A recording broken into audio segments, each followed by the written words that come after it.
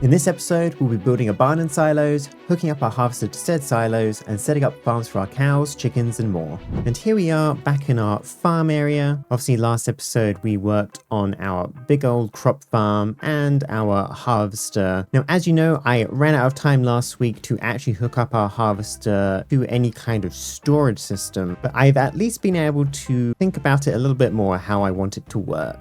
And as you might be able to tell from the title of this video, I want to build a nice big barn here with some silos on the side. And I think as the harvester comes around over here, I'll probably have it go over a road, which I still want to place here, with like a conveyor belt or something, into the silos. And those silos can then store all the crops that I need, which I can then use inside my barn, as I'm going to be having some animal farms. Obviously, I need to be able to make some meats for some of our Farmer's Delight foods. And another thing as well is that I actually was able to download a new mod called Slice and Dice. I had not realized this was updated to the latest version, and this simply adds a couple of different blocks which allows you to kind of essentially slice things as they come by way easier with Create. And also there's a sprinkler block as well, which actually would have been very useful for my iron farm, but we found a vanilla way of doing that instead.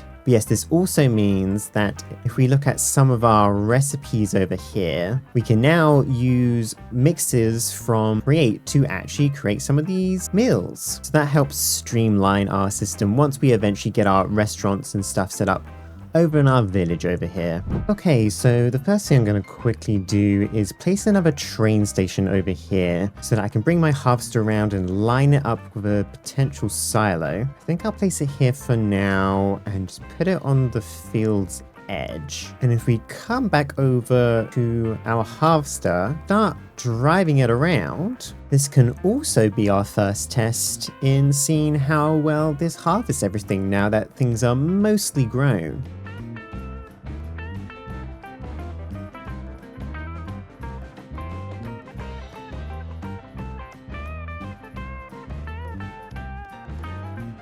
And there we go, I've lined it up with our train station, but perhaps we might need to move this forward a bit. The silos are probably going to start maybe round about here. Well, that's not too far off, so I need to move it one or so blocks forward. With that aligned, let's come up with a silo design. So I mostly opted to use these mangrove blocks from Chipped, along with some stripped pale oak logs. The trim on the sides, I used this polished cut diorite wool. Then as we headed towards up to the roof, I opted to use some polished deep slate again with some half slabs, and then place down a rope pulley and crank. Then I think I'm just going to repeat that once or twice more, just so we have plenty of silo storage, even if it's not real. And there we go, there's our 3 quick silos. So now let's move on to the main building itself with the barn. So for this build, I wanted to use a bunch of dark oak logs and their chipped variants, as well as some of the mangrove that we used with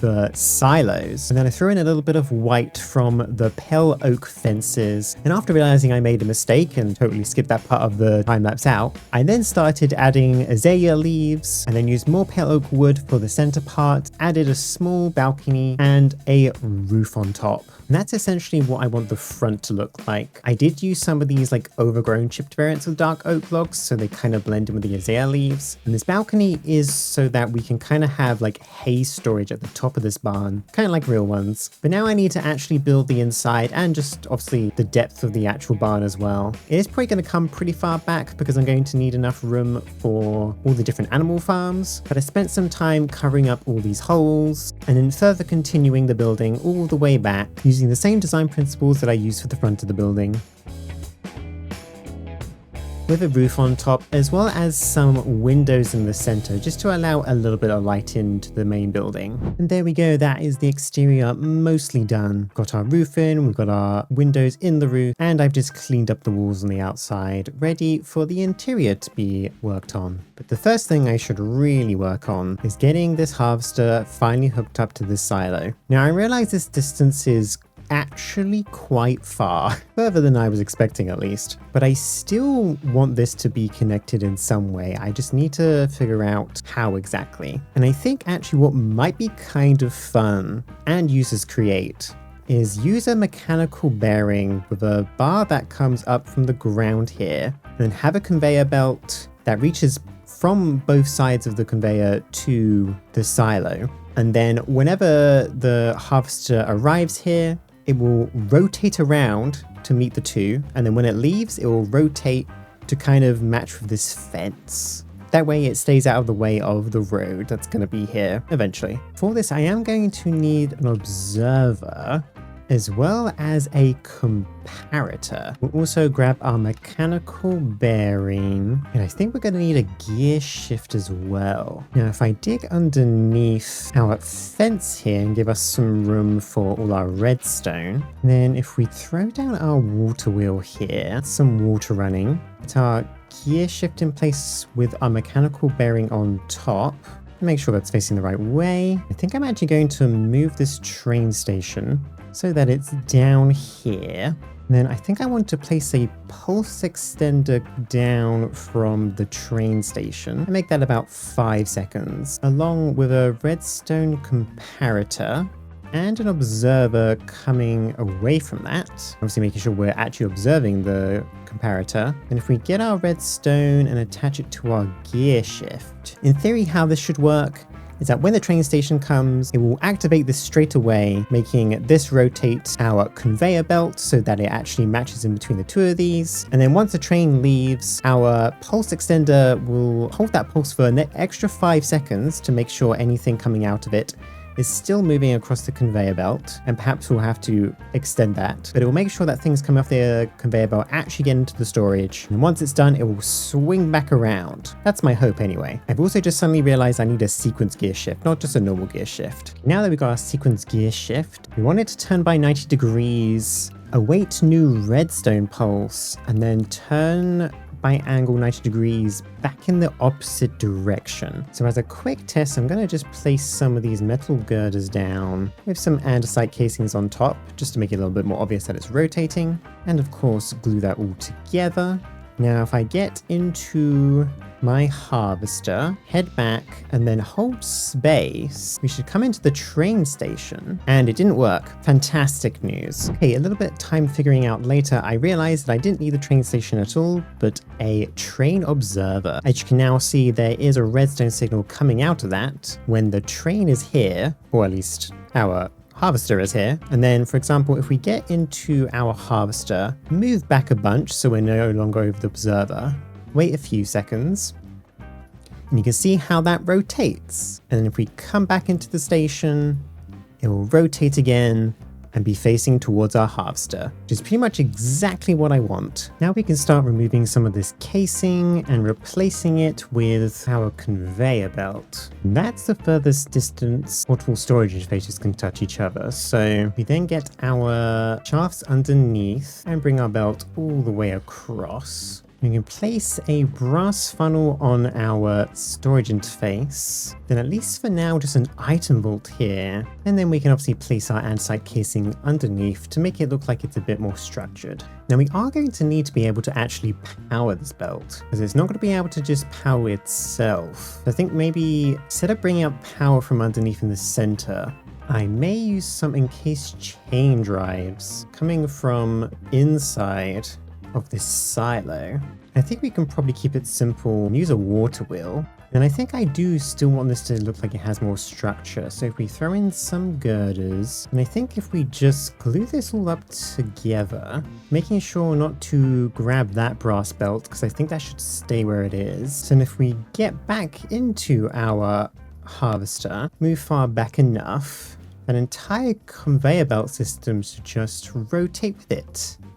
Yeah, there we go, perfect. And that makes sure that the conveyor belt stays away from the road while still being kind of fun to play with. Then of course, if we come back up to our station, it should now rotate and connect up. And actually, this time now that we've properly come into the station, we can now see all the stuff that were in these chests albeit very slowly, coming out of our combine harvester and into the temporary storage that we have there. Now I think I just need to make sure that we're putting into, proper storage, which I'm going to place underneath the barn. And I think sway out the power so that this conveyor belt moves a little bit faster than it currently does. Okay, there we go. I have set up all the belts to come down to our new proper storage underneath our barn. And I've made sure to set up a speed control as well, so this belt goes pretty fast. So now in theory, once we bring our combine harvester back to the front again, should turn around and meet. And now all the items are coming out straight onto the belt, down these chutes, and into the storage over here. What I may have to do is I may have to add a thing that checks to see how much storage this vault actually has. And then we can make sure we stop the harvester before it overfills. I also probably need to get rid of things like seeds and stuff, although actually the chickens will eat those. Okay, now I want to make a train schedule. And essentially I want to have this travel between our harvester waypoint and also make sure that we limit our speed probably down to maybe about 15%. And then travel back to our silos. And we essentially want to wait for cargo inactivity for probably about 10 seconds. And then if we go grab a mob of some sort, this chicken will do.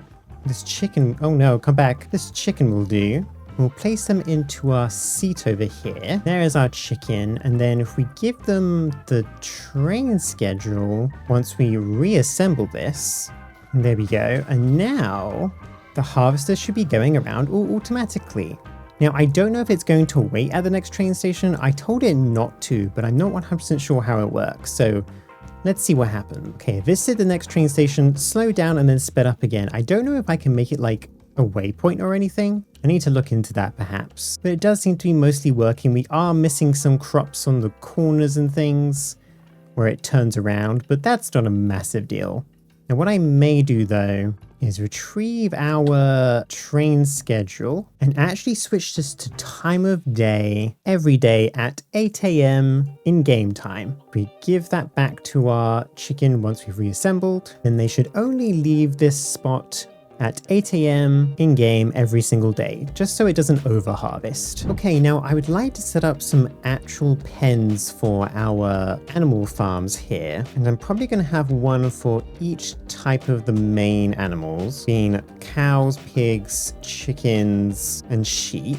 And I think we're going to have a pen for each type. So I think I'm going to start with the cows. And essentially what I want to do is have 2 or so adult cows at the top there. And once they have their baby, it will drop down into this pen. And luckily with how babies work in Minecraft, they'll kind of try to go back to their parents. So they should just stay relatively in the middle of this pen and won't walk off too far. And my main reasoning for that is that I'm going to have some fans at the back here. And essentially how that's going to work is I'm going to have a pit down here, although not quite this deep. I'm going to have a pit down here, and when these cows grow up, they'll get tall enough to be in line with these fans I'm going to place here, and then get sucked towards the hole, and then processed is the word I'm going to use. And I am going to give a little bit of a roof design to this pen just to kind of hide where the actual adult cows are going to be. So let me go craft these fans real quick,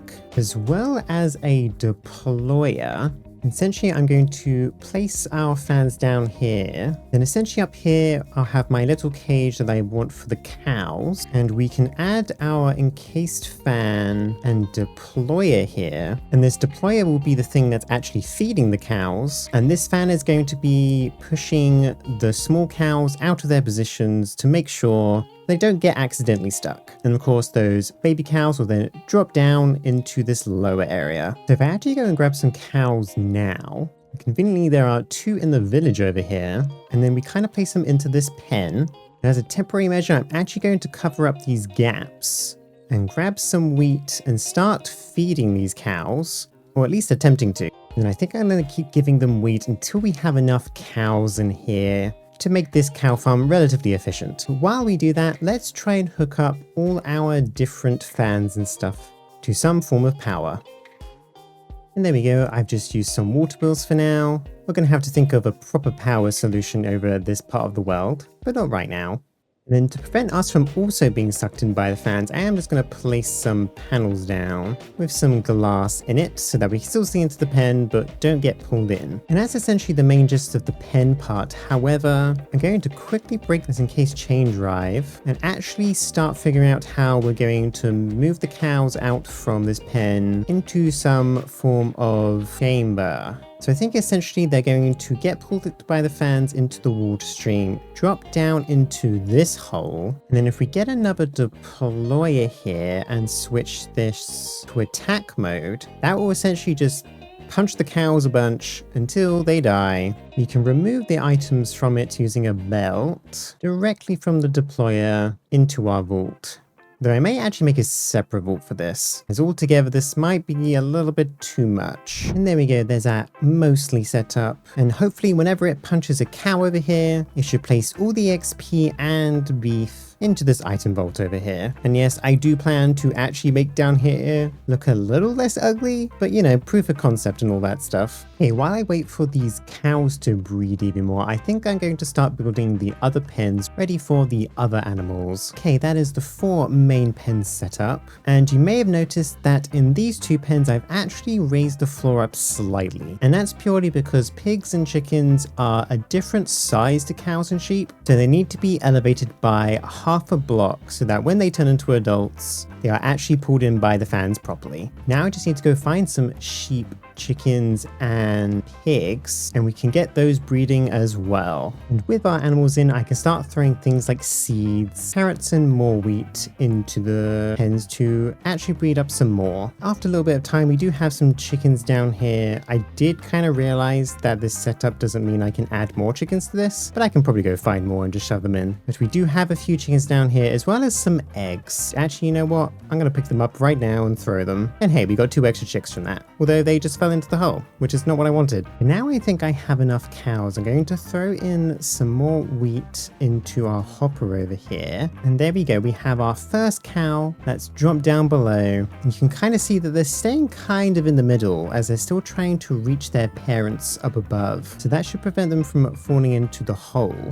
The chickens are acting a little bit differently to what I was expecting them to. I think some have gone down the hole, so I'm not 100% sure what to do with the chickens. I might have to adjust the system a little bit. Perhaps the chickens are a little bit too high at the moment. But once these cows grow up, and in fact, let me try and give wheat to one of them to kind of speed that up a little bit. Okay, now one of these cows is about to grow up, and there they go, down into the water, and then they fall into here, get punched by this deployer quite a few times. And there we go, some steak and some XP comes out into here. And it actually also looks like we got a chicken go through here at some point as well. So the system appears to be working. Of course, I'm waiting a little bit longer for the sheep and pigs to multiply inside of these pens, but we should start seeing those animals appearing down here as well. Okay, after some trial and error, I have now hooked up our vault underneath the barn up towards our feeders. The side has both the seeds and the carrots going towards the pigs and chickens,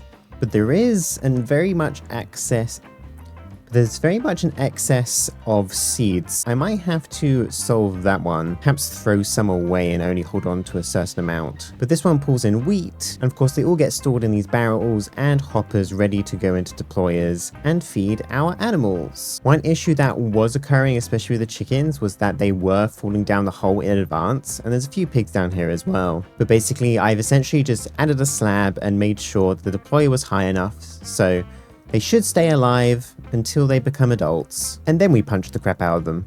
But we do have a decent amount of chicken and beef in here already, and some pork as well. I've only just started to get the sheep working. But yeah, it's a little bit busy down here. We've got our 2 fans on each side pushing up the seeds and wheat, etc. Hopefully I can clean this up at some point. It was definitely a kind of trial and error just to see what kind of works. But also at the same time, this is gonna be underneath. So like, do I care? I'm not sure. I think the important part is at least keeping this area relatively clean. I am going to have to figure out how to kind of cover up the areas up here a little bit more, I think. I know I did want the roof area, or at least the area up here, to be like a hay bale area. So perhaps we can hide some of this stuff with some well-placed blocks. But with those bits done, I would like to actually add a milking area for our cows and also a sheep shearing area for potentially a bunch of different color sheep as well. So I think I want to use gantry shafts for this, going back and forth in this space, and have deployers coming down from this, a bit like so, with some buckets, though preferably one bucket at a time. And I think if this works correctly, we can add a fluid tank to this system. And hopefully that can just like take the milk from those buckets. I'll have to give it a try. But if we then glue this all together, hook up some power, go on a temporary lever, and that should be back and forth. Although I don't know why that's being so weird about that. That's a little bit strange. Okay, strange. Whenever these actually hold on to buckets, it does seem to glitch out quite a lot. So perhaps we won't use this method after all. But I think essentially what I'm going to do is do this instead, have them all static. You know, I came up with what I thought was a solution, but it seems to be buckets inside of deployers are a little bit bugged for me right now. I'm not entirely sure why, but if I add power to these, they kind of start like glitching around and make everything a bit laggy, so might have to figure out a way around that at some point. Hey, actually, I did look at the Create GitHub, and it does appear to be an issue in Create 6.0.6. So we're just going to have to wait for a fix for that, or at least for the way that I'm currently using my deployers. But I guess I'll leave those set up for now and move on to our sheep instead. Okay, so for this, I think we're going to essentially do what I was trying to do with the cows and use a gantry. The gantry carriage coming off it, with deployers coming down and a barrel on top. And then if I place shears into the filters here, and make a few so I can shove them into our barrel over here. Make sure to glue them up. And with the gear shift set up, it's moved across and we can move it back. And it has already actually sheared a couple of sheep as it went along. As you can see, we have some in here. We'll have to manually re-add shears over time, but I imagine it's not going to use up too much. And I do need to set up some contact points on this, just so that once it reaches the end of each cycle, the contacts can turn on and tell it to reverse back in the other direction. Throw down a powered toggle latch along with a redstone link, and we'll just make these double wall.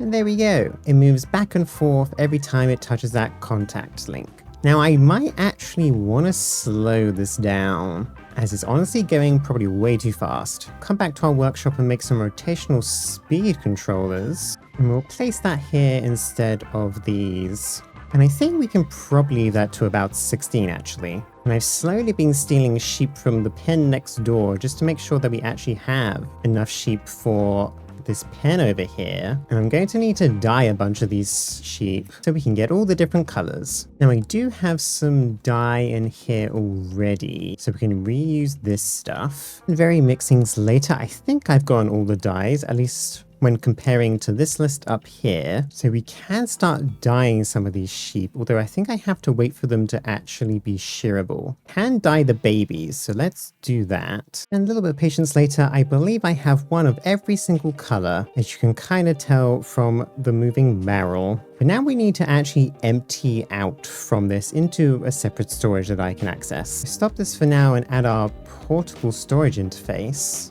And make sure to glue that. Add a bit of a small vault here for now, mainly because I need more vaults. But if we then turn this back on, it should now empty everything out into here, although I have to make sure that it doesn't empty out shears. There we go, there's our smart chute, and then if we throw in shears, add this to our deny list and put the filter on top of the smart chute, that should now hopefully only ever put wool into our item vault. And there we go, there's that system pretty much set up. Now I think the main thing I want to do now actually is clean this barn up, fix up the floor, add our upper area for our hay bales, and just generally make things look prettier. And there we go, there is more or less the finished product. I've placed in a bunch of dirt and gravel and stuff with these Farmer's Delight crates with all the different crops that we're growing. And I've also made the hay bale roof with just a bunch of the hay bales. I did use them to kind of cover up some of the mechanical bits over here, so it's way less obvious. And one other thing I did as well was I set up some hoppers underneath here to actually collect all the chicken eggs and place them into our item vault over here as well. And oh yeah, the other thing I did as well is I actually added 2 funnels here with both the seeds and the carrots, so hopefully they should go up here one by one and that wheat seeds don't just get spammed. But yes, I think we're more or less done for today. Thank you everyone for watching. We reached 500 subscribers last week, which I'm very appreciative of, and I hope to keep on growing. But I will see you all next time. Bye bye for now.